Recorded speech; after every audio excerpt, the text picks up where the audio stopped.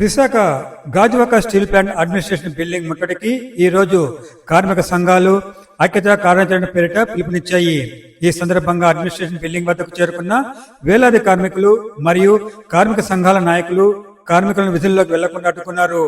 ఆపై administration gate వద్ద పెద్ద ఎత్తున జిందాల్ గో బ్యాక్ అంటూ ఒప్పందాన్ని రద్దు చేయాలంటూ చీకటి ఒప్పందాన్ని జిందాల్తో చేసుకున్న ఒప్పంద పత్రాలను బహిర్గతం చేయాలని, లేకుంటే పెద్ద ఎత్తున ఉద్యమించి ప్రతి ఒక్క కార్మికుడు అడ్మినిస్ట్రేషన్ ముట్టడికి తమ సర్వశక్తులు వడ్డీ పోరాటానికి సిద్ధంగా ఉన్నారని, జిందాల్తో చేసుకున్న చీకటి ఒప్పందం వెంటనే కార్మిక సంఘాలు బహిర్గతం చేయకుంటే అడ్మినిస్ట్రేషన్ ముట్టడిస్తామంటూ కార్మిక సంఘాల నాయకులు వేలాది కార్మికులు తమ నిరసన వ్యక్తం చేశారు.